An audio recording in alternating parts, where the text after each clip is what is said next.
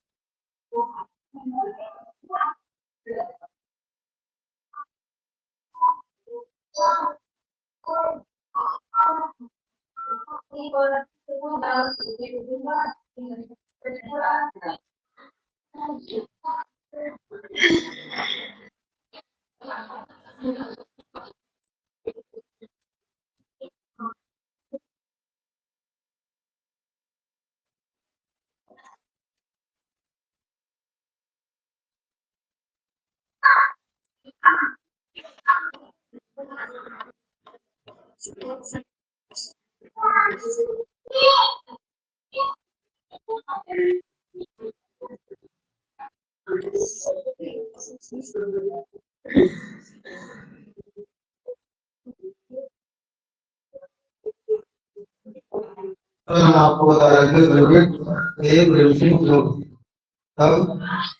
Riveting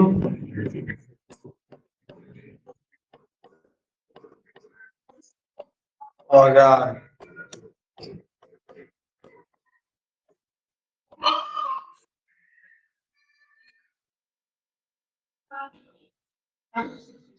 यादों तथा प्लेटों को रिविट से जोड़ने के लिए विभिन्न प्रकार के औजारों का प्रयोग किया जाता है, जिन्हें रिविटिंग औजार कहते हैं। रिविटिंग औजार ये प्रकार नंबर एक रिविट सेट।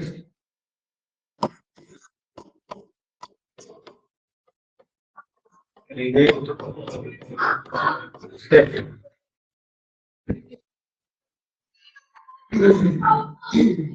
रिविट सेट एक प्रकार का खोखला पंच है। इसके गोल में रिविट का स्केल चला जाता है। इसका उपयोग दो चादरों में निकटता लाने के लिए किया जाता है। नंबर दो, डॉलिंग।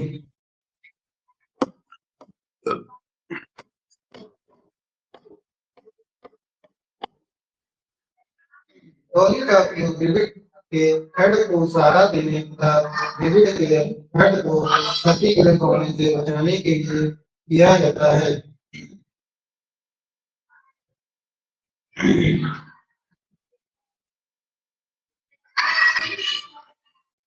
जैसा कि ये देखिए फिगर में ये दिया हुआ है, ये रिविट सेट दिया है और ये डॉली दी हुई है।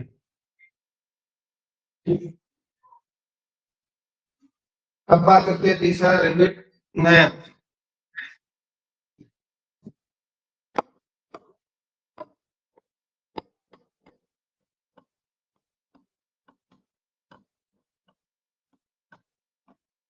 Rivet snap.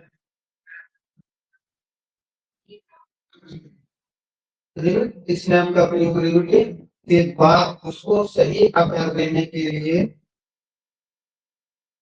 किया जाता है। इसका उपयोग रिविट के दोनों ओर समान आकार व आकृति प्रदान करने के लिए किया जाता है। ये देखिए आपका ये देखो, ये रिविट स्नैप दिया हुआ है, ठीक है, नीचे डॉली लगी हुई है और ये देखिए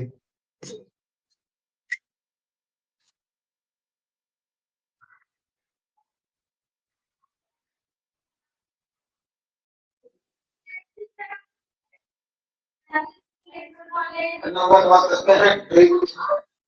नंबर क्या करते हैं ड्रिंक।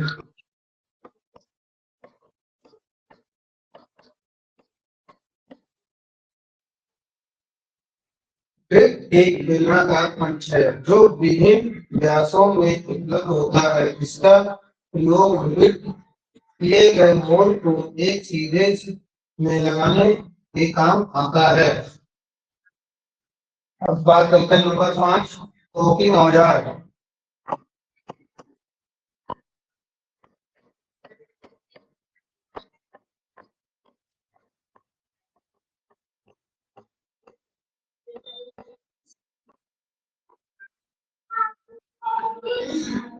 प्लेटों के किनारे तथा रिवटों के हेड के किनारे को प्लेट की सतह से मिलाने के लिए टोकिंग औजार का प्रयोग किया जाता है।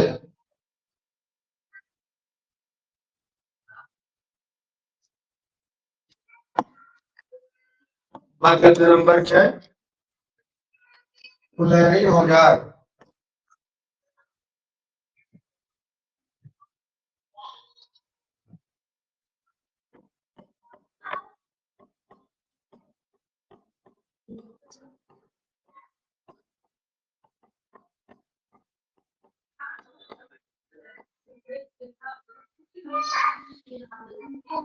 दो प्लेटों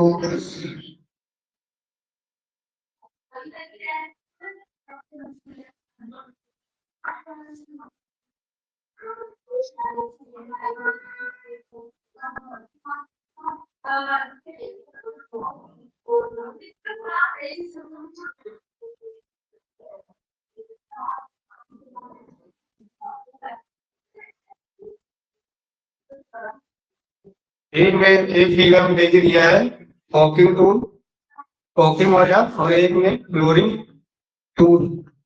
ठीक, दो फ्लोरिंग औजार मतलब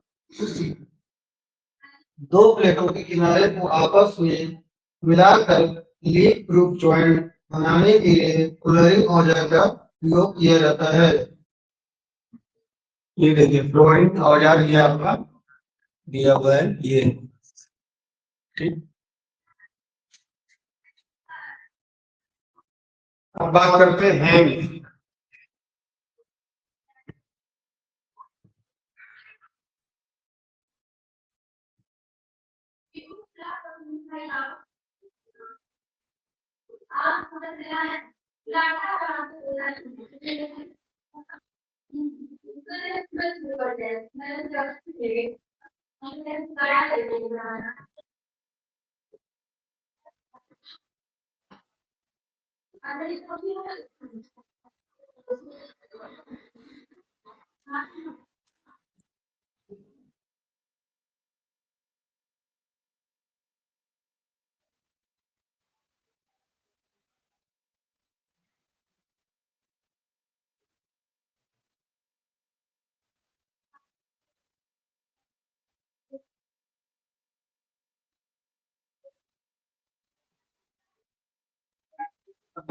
हेम। पतली चादर से बने चाप के किनारों पर तेज धार बन जाती है तथा उसकी सामर्थ्य घट जाती है। ऐसी जावों की समर्थता बढ़ाने के लिए तथा उनके किनारों को सुरक्षित बनाने के लिए उन्हें मोड़ दिया जाता है। इस मुड़े हुए किनारे को हम हेम कहते हैं। हेम बनाने से जौ की सुंदरता बढ़ जाती है। हेम अलग प्रकार की होती है।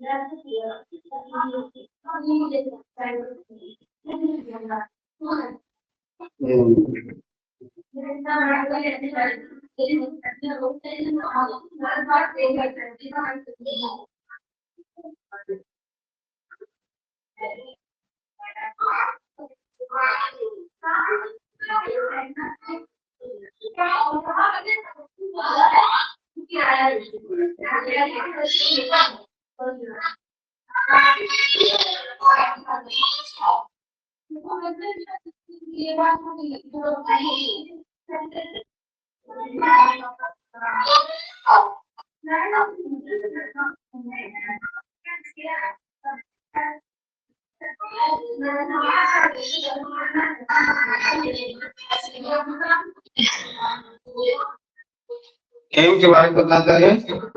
अब number 1 single hem.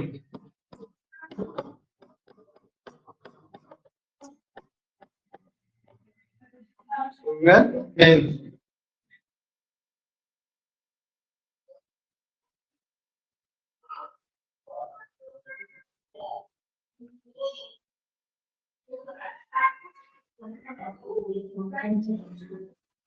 Single hem चादर के किनारे को एक बार मोड़कर बनाने को सिंगल हेम कहते हैं। साधारणतः मोटी चादरों को एक बार ही मोड़ा जाता है। नंबर 2 डबल हेम। ये देखिए आपका ये जो है ये चादर है, इसमें एक बार मोड़ दिया गया है। ये क्या है? सिंगल हेम। बात करते हैं डबल हेम। जो चादर की सीट होती है उसके एक किनारे पर मोड़ने को उसको हेम कहते हैं। अब बात करते हैं डबल हेम। पतली चादरों द्वारा बनाए गए बड़े बड़े जॉबों के किनारों को दोबारा मोड़ दी जाती है, जिन्हें डबल हेम कहते हैं। इससे हेम अधिक मोटी और सुरक्षित होती है। ऐसी हेम अधिक सामर्थ्यवान भी होती है। ये देखिए, ये आपके देखो एक बार ये मुड़ा हुआ है और दोबारा ये मुड़ा है, इसी को डबल हेम बोलते हैं। ठीक। अब बात करते हैं सीम।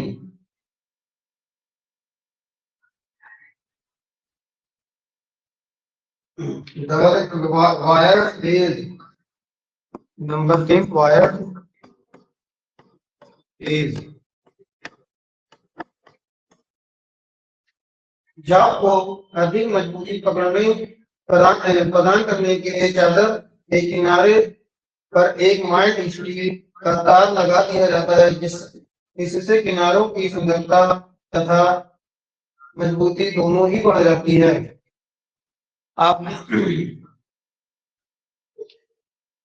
आपने देखा होगा कि एक ये गोल है और मतलब गोल डब्बा है, उसके किनारे इसमें तार डाल के चद्दर को मोड़ दी जाती है, तो उसी को वायर्ड एज के बोलते हैं। ठीक।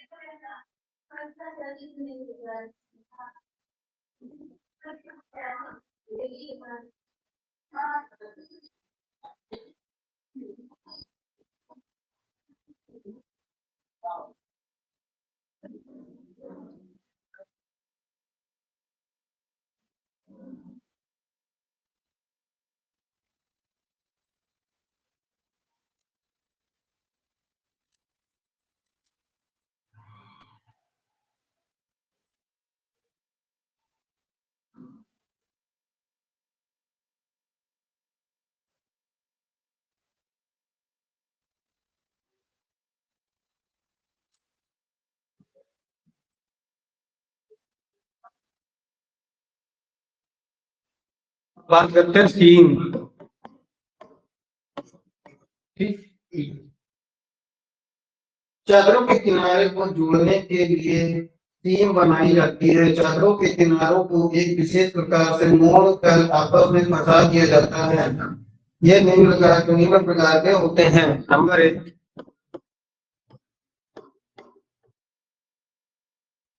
लैब सीम।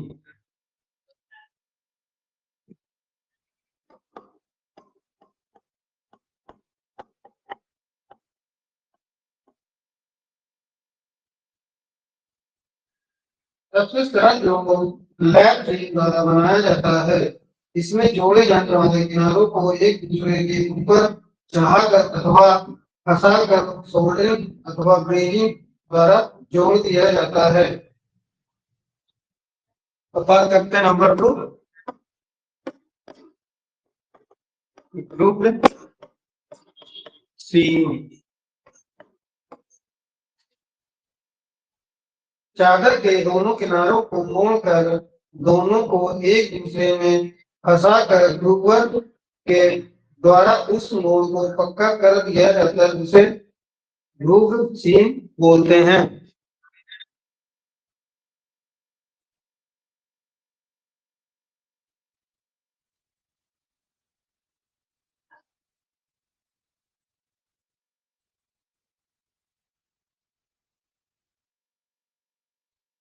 ये देखिए, एक ऊपर एक चादर जोड़ के ये जोड़ना है आपका, ये ग्रुप सीम है। ठीक,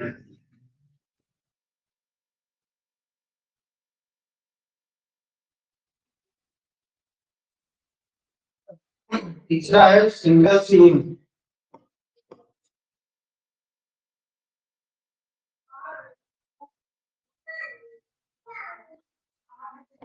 सिंगल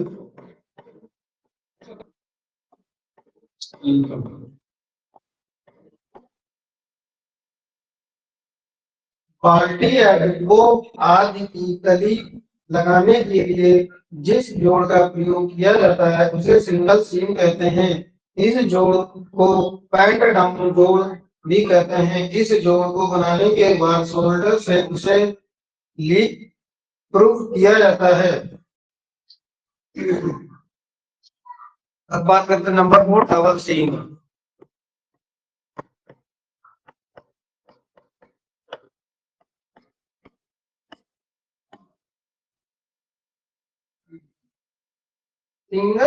यदि सिंगल सीम जोड़ को सीधा खड़ा कर दिया जाए तो यह जोड़ डबल सीम जोड़ कहलाता है। यह जोड़ अधिक मजबूत होता है। ठीक, बात करते हैं नंबर 5, डबल ग्रुप सीम।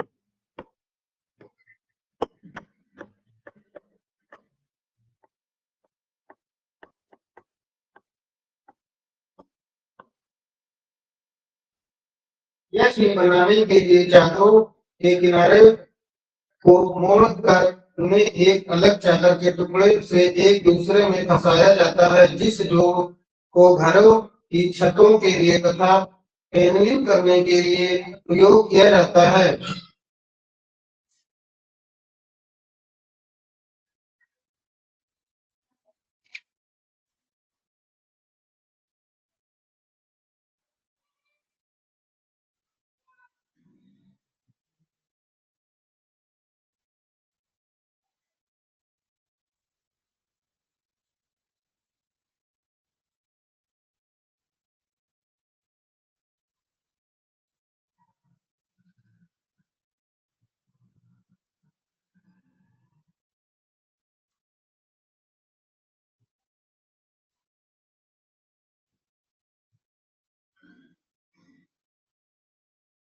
अब इसी में ये है आपका फिटर्स वर्क सीम। इस सीम को हैमर लॉक या कोबो लॉक भी कहा जाता है। इस सीम का प्रयोग विभिन्न आकार के पाइपों जैसे डक्ट वर्क के लिए अनुदैर्ध्य होने से सीम के रूप में किया जाता है। सिंगल लॉक को पॉकेट लॉक भी कहा जाता है और फिर निकला हुआ किनारा ऊपर की ओर अंकित किया जाता है।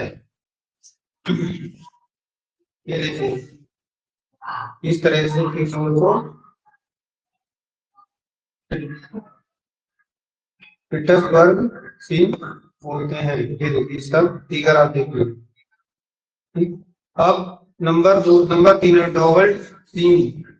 यह सीम फ्लैप्स को कॉलर से जोड़ने का एक समान और सुविधाजनक तरीका है। तीन प्रकार के डबल सीम प्लेन डबल बीडेड डबल और प्लेन डबल है। डबल सीम मुख्य प्रकार से गोल या अंडाकार पाइप पर शायद ही कभी आयताकार नलियों का प्रयोग किया जाता है। ये देखिए नंबर 3 में आपको नंबर 4 में बताया गया है डबल सीम। ये देखिए ये चादर ऐसे और ये चादर ऐसे जोड़ के इसको मोड़ के इसको जोड़ दिया जाता है। अब अगर सादा डबल सीम जिसका प्रयोग शोल्डर स्क्रू या रिवेट के उपयोग के बिना एक कॉलर को एक निकला हुआ किनारा जोड़ते समय किया जाता है। यह कॉलर के सिरे को काट कर और हर दूसरे टैब को मोड़ कर बनाया गया है। ये देखिए निकाल के इसको फेंक दिया गया है और इसमें सीधे टैब शामिल होने वाले हिस्से पर मुड़े हुए टैब स्टॉक के रूप में कार्य करते हैं। जोड़ के चारों ओर टाँका लगा कर ये सीम को जल रोधी बनाया जाता है।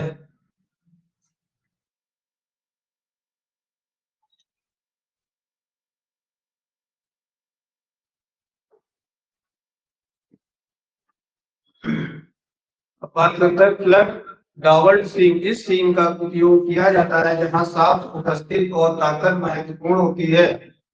सीम एक बेलनाकार पाइप के लिए उगला हुआ किनारा प्रकार के डबल सीम का संयोजन है और यह आमतौर पर उपयोग किया जाता है जहां पाइप धातु की प्लेट जैसे फर्नेस लोग छत इत्यादि के साथ छेड़छाड़ करते हैं। यह निकला हुआ किनारा डबल सीम बनाने पहले कॉलर पर एक निकला हुआ किनारा चालू किया जाता फिर नियंत्रण काटा जाता है।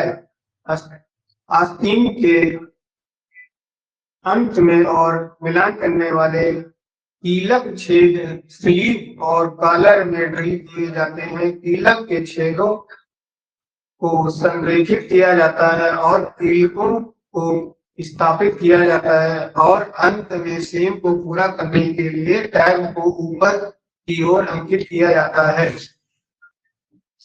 ये देखिए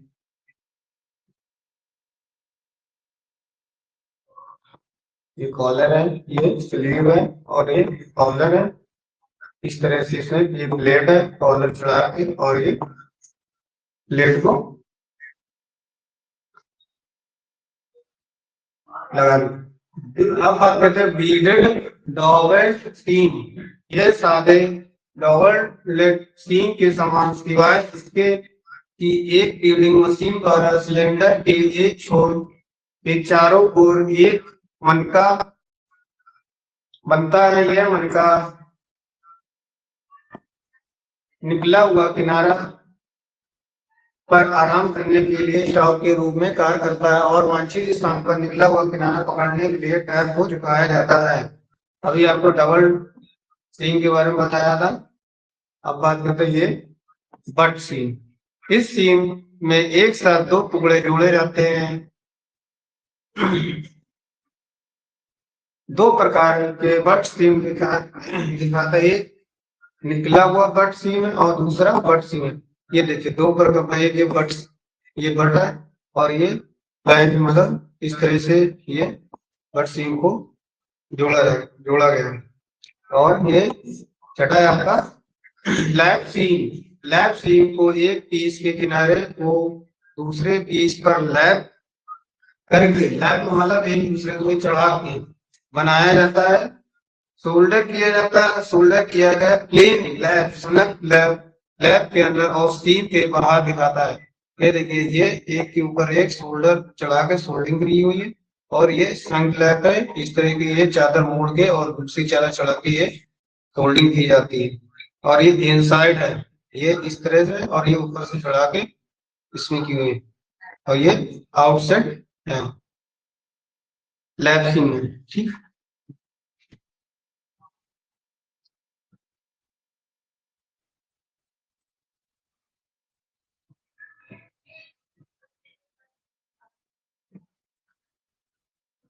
बात करते हैं स्लिप जॉइंट सीम।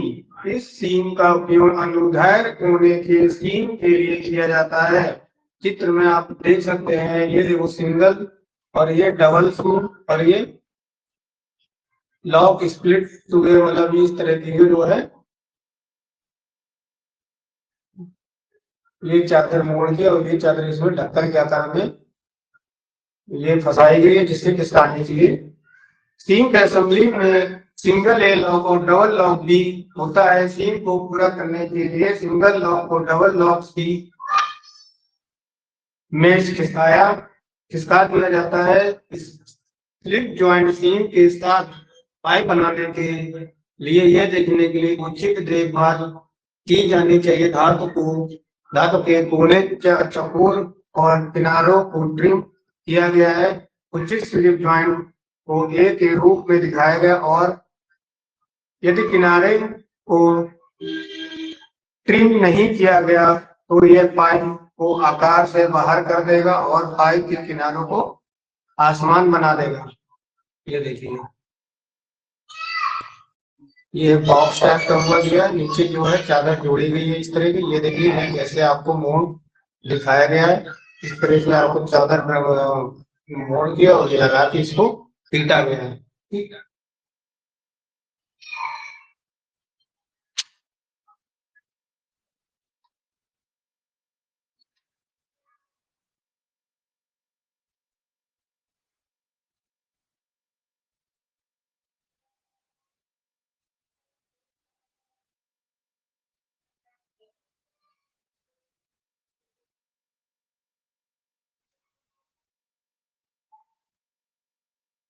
अब बात करते हैं ग्रूवर।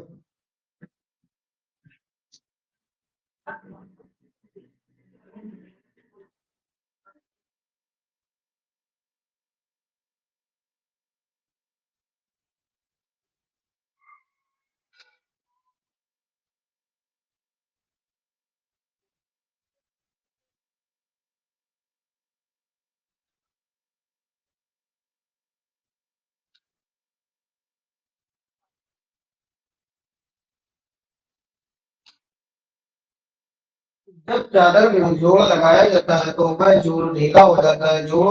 ढीला जोड़ मिल जाता है, जिससे उसे लॉक करने के लिए तथा जोड़ को ठीक करने के लिए ग्रूवर का प्रयोग किया जाता है। ग्रूवर का उपयोग सीम के साइज के अनुसार किया जाता है। सर्वप्रथम सीम को किसी एंगल या स्टेक के ऊपर रखना चाहिए। उसके ऊपर ग्रूव रखकर हैमर से चोट लगाकर सीम को लॉक कर दिया जाता है। ग्रूवर को सीम की साइड से सहारा दिया जाता है।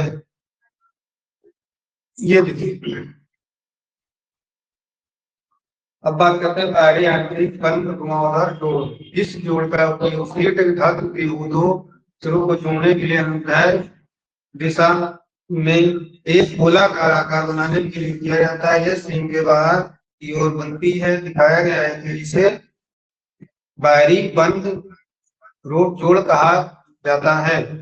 फिगर नंबर 3 में ये देखिए, ये चादर तो ये गोल चादर है, ये भी एक गोल चादर है। इस तरह से ग्रुप बना के इसी को लास्ट में देखो बोला गया है ग्रुप ग्रुप बना के इसमें फंसा के और इस तरह से ये स्ट्रक्चर दिया हुआ है, इसी को फीड देंगे तो ये फंस जाती है।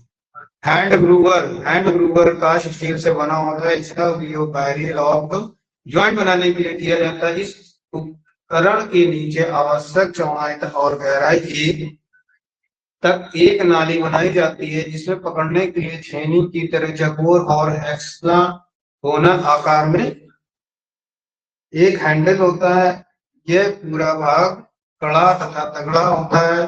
हैंड ग्रूवर को ग्रूवर के खांचे के आकार के अनुसार निर्दिष्ट किया गया है।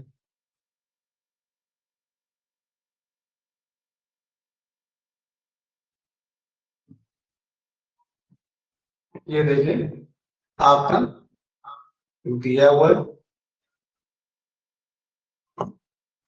अब अगर लॉक ग्रूव जॉइंट अलाउंस, किसी विशेष ग्रूवर के अनुरूप फोल्ड के आकार चौड़ाई तक पहुंचने के लिए मोटाई को ग्रुप की चौड़ाई से 3 गुना घटाएं। उदाहरण के लिए नाली की चौड़ाई 6 mm और शीट की मोटाई 0.5 mm।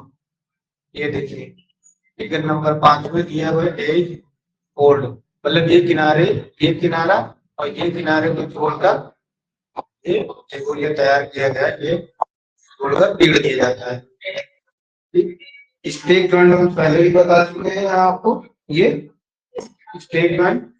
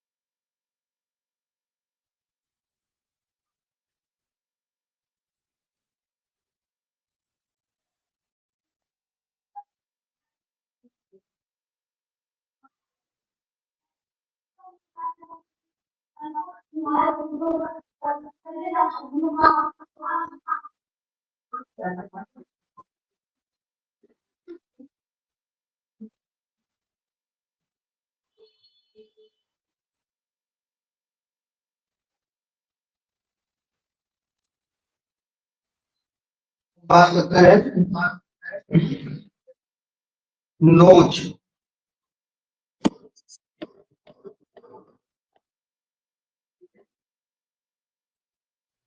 जब चादरों से संदूक या टंकी बनाई जाती है तो चादरों को किनारों से मोड़ने पर चादरों ओवरलैप करती है, इसलिए किनारों से चादर का कुछ टुकड़ा काट कर निकाल दिया जाता है।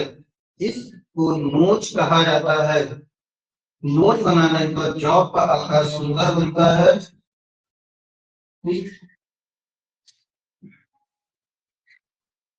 नोच कई प्रकार के होते हैं। नंबर 1 सीधी नोच, नंबर 2 वर्गाकार,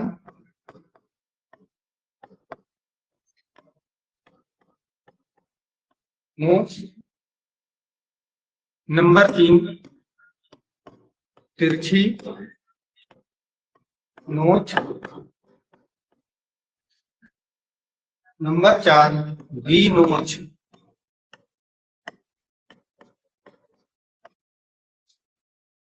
नंबर 5 वायर नोच।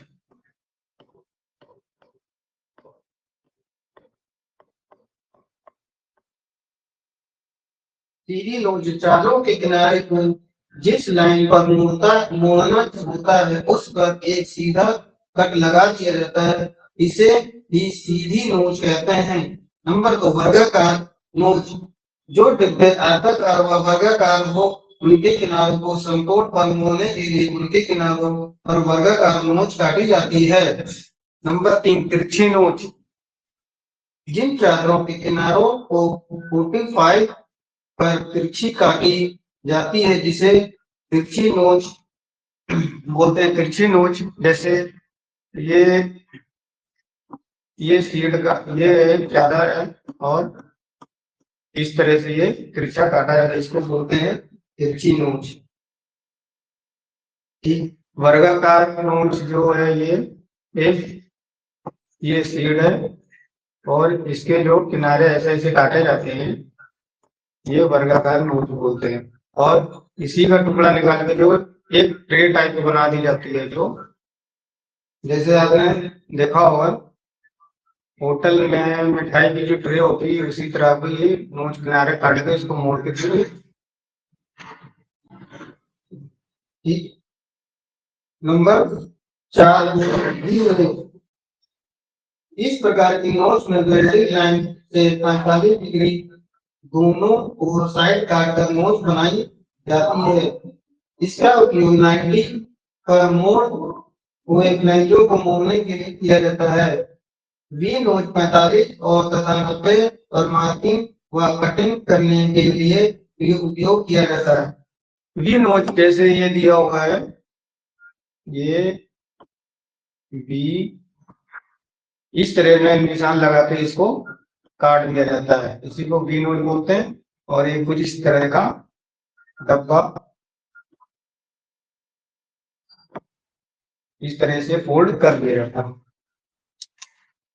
अब बात करते हैं नंबर 5, वायर नोच। वायर नोच बनाने के लिए सिरे से वायर के व्यास की 3.5 गुना दूरी छोड़कर 30 डिग्री पर काट लगाया जाता है। इस नोच का प्रयोग वायर से बने किनारों को ओवरलैप होने से बचाने के लिए किया जाता है।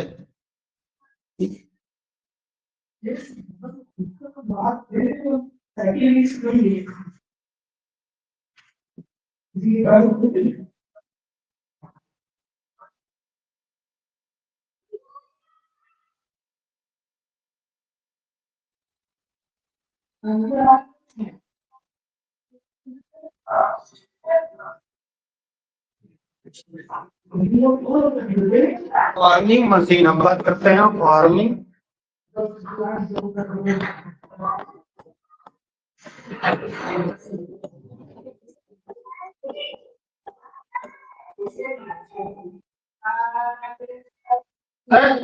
सीड मेटल शॉप में फार्मिंग मशीन का साधारणतः उपयोग किया जाता है, जिससे विभिन्न प्रकार के व्यास के सिलेंडरीकरण तथा सीड मेटल को वक्र बनाने के लिए इसमें लगे होल्स लगभग 45 सेंटीमीटर से 90 सेंटीमीटर तक लंबाई के तथा 5 सेंटीमीटर से व्यास के होते हैं। ये रोल्स 22 गेज की मोटी माइल्ड स्टील की चद्दर को आकार का स्वरूप देते हैं। इस आकृति प्रदान करने वाली मशीन में 3 रोल्स लगे होते हैं।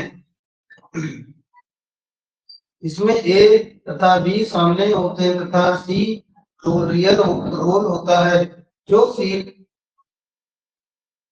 मेटल या बेलनाकार वस्तुओं की आकृति देता है। बी रोल को धातु की मोटाई के कार के अनुसार एडजस्ट कर सकते हैं। इस मशीन के वाइट होल को किसी कोण या वर्टिकल दशा में एडजस्ट किया जा सकता है।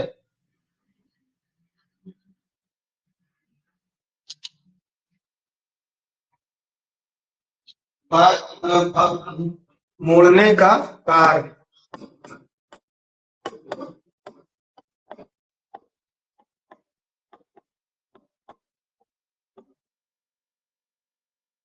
सीट मेटल शॉप में सीट को आवश्यकतानुसार विभिन्न विधियों में मोड़ना पड़ता है। यह निम्न प्रकार के होते हैं। नंबर 1, फोल्डिंग बार।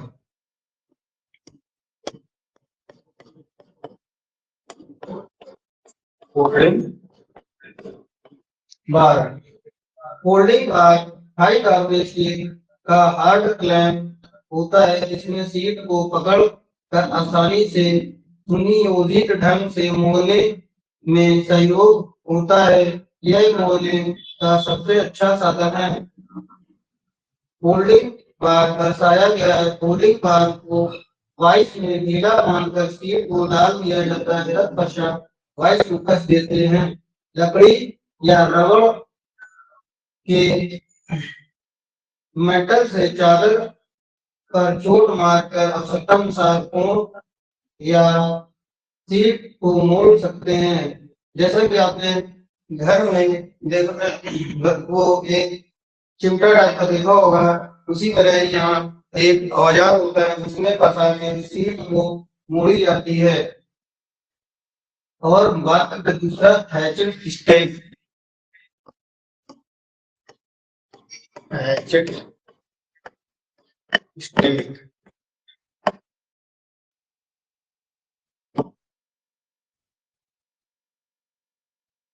हैचेट स्टेक के ऊपर सीट को रखकर हाथ से दबाव देकर मोड़ा जाता है। इस स्टेक से शीट को 45 डिग्री से 90 के कोण पर मोड़ा जा सकता है। असफल होने पर चोट मारने के लिए नरम धातु या लकड़ी का मेटल का प्रयोग किया जाता है। विभिन्न स्टेपों से चादरों को विभिन्न आकृति दी जाती है, लेकिन बेंडिंग मैनुअल में चादर की मात्रा सीधा होना जाता है।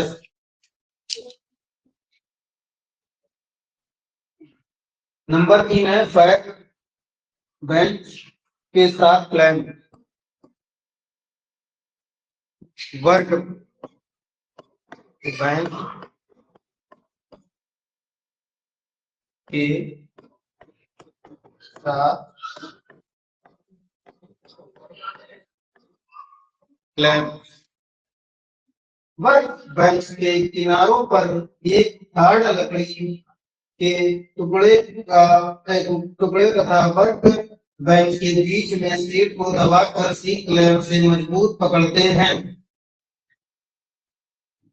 आवश्यकता अनुसार सीट को लंबाई में मोड़ा जा सकता है। मेटल का प्रयोग भी किया जा सकता है।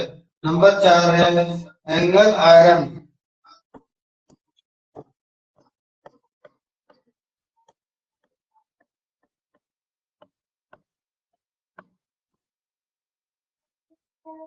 दो समकोणीय लोहे के टुकड़ों को 22 में ढीला बांधकर शीट के टुकड़ों को कस देते हैं। अगर एंगल आयरन की लंबाई ज्यादा होती है, सी क्लैंप से एंगल आयरन को क्लैंप किया जा सकता समझे तो दोनों साइड में 2 क्लैंप उपयोग किया जा सकता है। भाग 5 हैंड सीमर।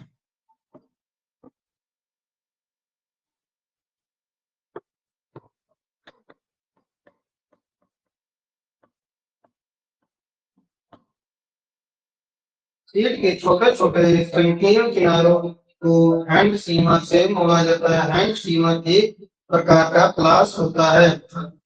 इससे आसानी से शीट को वांछित मोड़ा जाता है। सीमर दर्शाया गया है। बात करते हैं number 6 woollen press.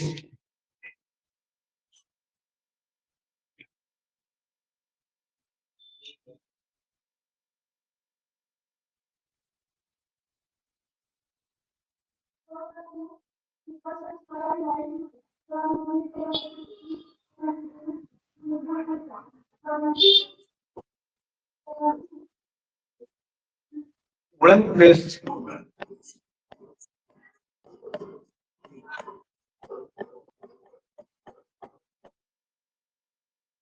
Light press एक ऐसी प्रिंटिंग मशीन है जिसके बेस पर कार्य अनुसार कोण पर तैयार की इकाइयां फिट कर दी जाती हैं। जिससे हैंडल घुमाने पर नीचे रखी सीट मुड़ जाती है। अगर आवश्यकता पड़े तो डाई का साइज तोड़ या टूटी डाई बदली जा सकती है। नंबर अब बात करते हैं फोल्डिंग मशीन।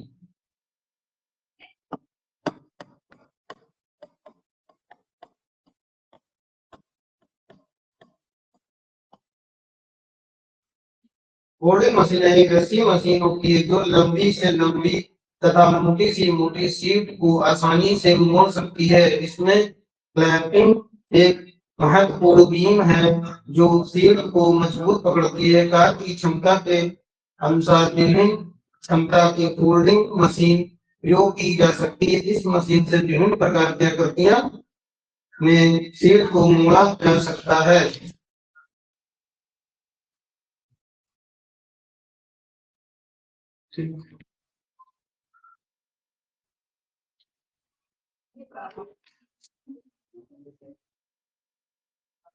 फोल्डिंग और जॉइंट अलाउंस।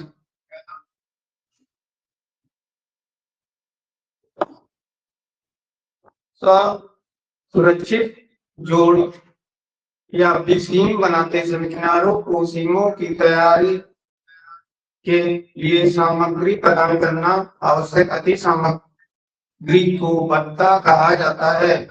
तैयार उत्पाद के सही आकार को बनाए रखने और कभी किनारों के जोड़ों पर ताकत में सुधार के लिए भत्ता आवश्यक है। क्रैकिंग या ताना बाना से बचने के लिए और आवश्यक फिनिश प्राप्त करने के लिए भत्ता भी आवश्यक है। यह भत्ता मुड़े हुए किनारे की चौड़ाई और धातु की मोटाई पर निर्भर करता है। आप 0.4 mm या उससे कम की पतली शीट के लिए धातु की मोटाई की अपेक्षा कर सकता है। ढांचे वाले जोड़ों सीम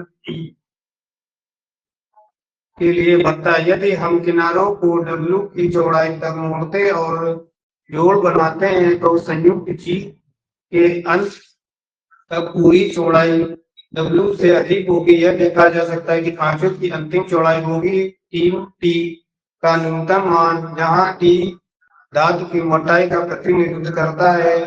ये खांचेदार सीम के भत्ता C1 की चौड़ाई प्लस शीट की मोटाई 3 गुना है। ये देखिए आप फिगर नंबर 1 में दिखा है। उसमें अब बात करते हैं डबल ग्रुप सीम के बारे में बता चुके थे, ठीक। अब बात करते हैं edge stripping by wiring. As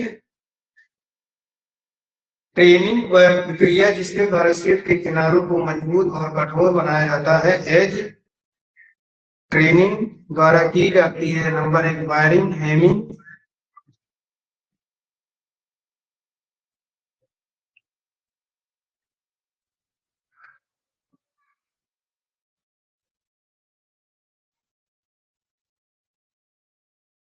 प्लांगिंग और कर्लिंग, बीडिंग, बुटिंग और रिंग, ठीक। बंधनहार सख्त करने का उद्देश्य किनारों को अतिरिक्त मजबूती को कठोरता देने के लिए इससे झुकने बकने हैंडलिंग के दौरान क्षति आदि से बचाने के लिए। नंबर 2 सुरक्षित चालन के लिए तेज किनारों से बचने के लिए। इसके नंबर 3 इसके अलावा यह शीट धातु की वस्तुओं की सजावटी स्वरूप को जोड़ता है। वायरिंग द्वारा किनारे को सख्त करने के तरीके। Number 1 solid wiring. Number 2 plastic wiring. Solid wiring में शीट मेटल किनारों को तार के चारों ओर लपेटा जाता है और तारों को स्थायी रूप से रखा जाता है। इसे आमतौर पर सरल वायरिंग कहा जाता है। जूठी तारों में शीट धातु के किनारों को तार के चारों ओर लपेटा जाता है। अंतिम आकार बनाने के बाद तार को खोखला बनाए रखने के लिए किनारे से हटा दिया जाता है। यदि शीट धातु का किनारा सीधा है तो बनने वाले किनारे को सीधा तार वाला किनारा कहा जाता है। यदि शीट धातु का किनारा घुमावदार है तो बनने वाले किनारे को घुमावदार वाला तार किनारा कहा जाता है।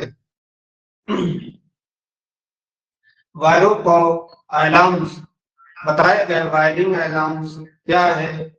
वायरिंग अलाउंस निर्धारित करे। वायरिंग का अलाउंस और कुछ नहीं बल्कि वायर के किनारों को वायर के चारों ओर लपेटने के लिए शीट धातु पर प्रदान की गई है अतिरिक्त लंबाई की मात्रा है। वायरिंग अलाउंस सूत्र द्वारा निर्धारित की गई है। Wiring allowance 2.5 into D plus T। D मतलब वायर का व्यास, टी है शीट धातु की मोटाई। यदि वायरिंग अलाउंस अधिक दिया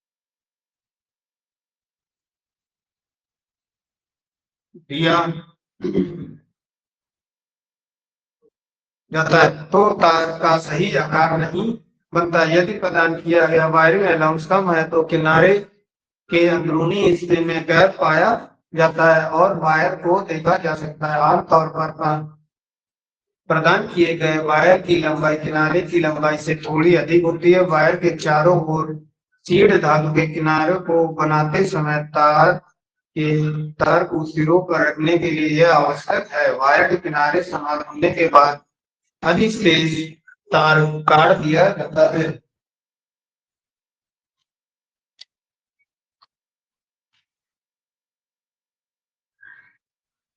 हाथ की प्रक्रिया द्वारा घुमावदार सतह के साथ वायर्ड किनारे बनाना।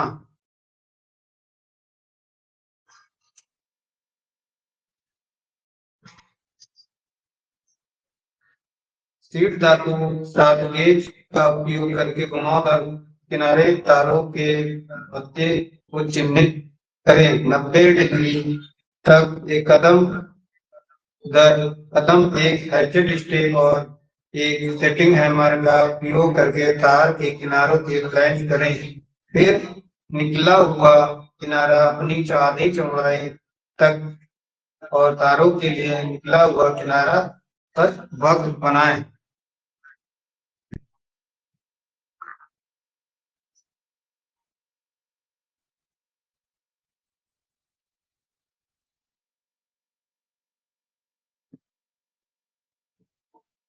ये देखिए नंबर 2 में आपको ये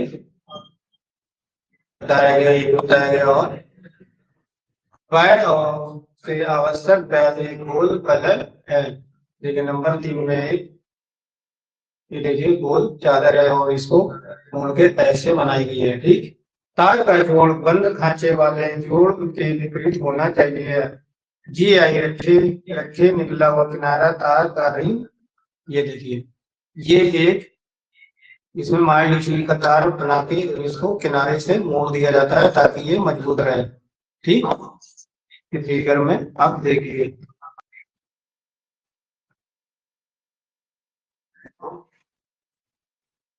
हाफ मून स्टेन और मेटल का उपयोग करके वायरिंग को तैयार करें। यह गोल हरा का धुरा और एक मेटल द्वारा बेलनाकार आकार की सतह का निवारण करे। ये देखिए किसी को पीट के देखो एक पहले मोड़ा गया फिर इसी को पीट के फिनिश दी गई है। अब बात करते हैं फॉल्स वायरिंग। फॉल्स वायरिंग एक ट्रेनिंग के तरीकों में से एक जिसमें वायर एज बनाई जाती है और फिली वायर को किनारे से हटा दिया जाता है ताकि किनारे को खोखला बनाया जा सके। फॉल्स वायरिंग के फायदे। वायरिंग के फायदे के अलावा फॉल्स वायरिंग निम्नलिखित फायदे देती है। नंबर 1, वस्तु की लागत कम होती है। नंबर 2, वस्तु का भार भी कम होता है।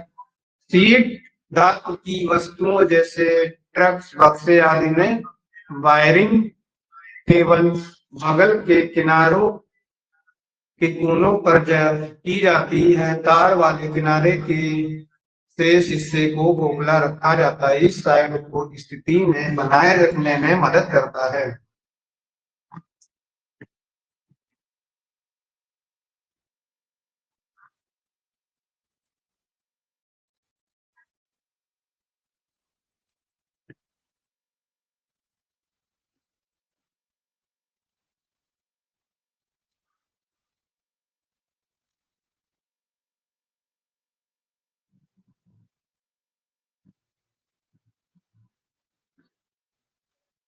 बात करते हैं धार तक।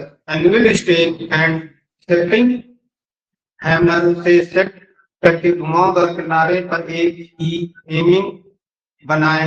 एक आकलन है टेम्पलेट का उपयोग करके गठित बॉडी पर एमिंग बत्ता को चिन्हित वाइस या बेच प्लेट पर गहराई हिस्से को ठीक करें। वर्क पीस को इस तरह से पकड़े कि चिन्हित रेखा दांव के किनारे से मेल खाती हो, लगभग 10 डिग्री के कोण पर झुकी हुई हो। ठीक, ये देखिए आपको फिगर में ये देखो दिखाया गया है। एक सेटिंग हैमर का उपयोग करके एक छोटा निकला हुआ किनारा बनाने के लिए वर्कपीस को धीरे धीरे सिंगल लाइन के साथ स्ट्राइक और घुमाएं। परास बनाते समय झुकाव के कोण को धीरे धीरे बढ़ाए बढ़ाया दिखाया गया है।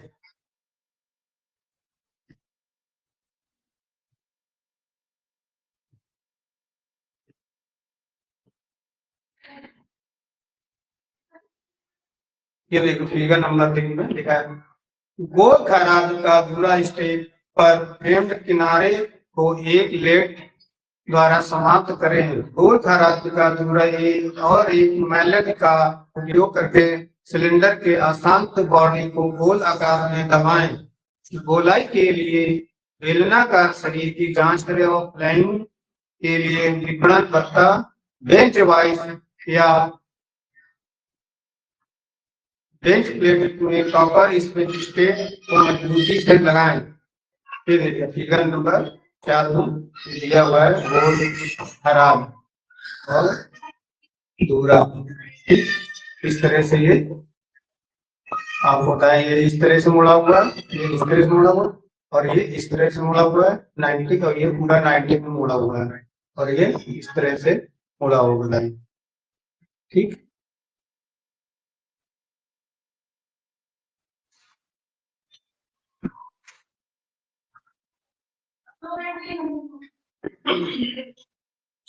फ्लाइंग भत्ता को सिलेंडर को इस तरह, ये देखो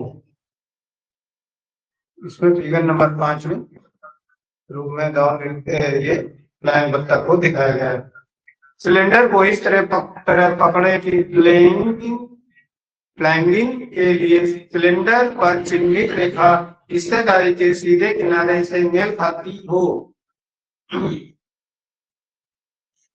ये देखिए ये देखो ये वो सहारा देने के लिए एनविल स्टेक है, मतलब इसको, और ये इधर ये किनारा मुड़ गया और ये किनारा मुड़ गया, ये देखो पूरा 90 का बनाया गया है। ठीक, इस तरह से इसकी, और फिर इस तरह से इसको रख के पीट के बनाया गया। फिनिशिंग हथौड़े में के सपाट चेहरे का उपयोग करके धातु पर प्रहार करें। सिलेंडर के बॉडी को एक साथ घुमाएं, झुकने के कोण को धीरे धीरे बढ़ाने के लिए फिनिशिंग हथौड़े से प्रहार मतलब मारा गया जब तक कि निकला हुआ इसका 90 एंगल का ना हो जाए। ये देखिए, ये देखो पीट के एकदम इसको गोल चादर को मोड़ के फिर इसको किनारे किनारे मोड़ा गया, पहले इस तरह धीरे धीरे धीरे धीरे इसको पूरा 90 एंगल का बना दिया गया इस तरह से, ये एकदम बनाया हुआ है।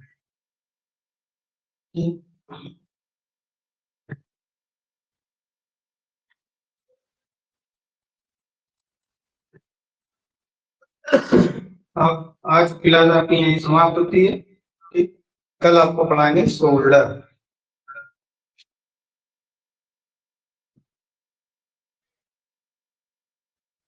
जिसको जो पूछना है पूछ सकता है।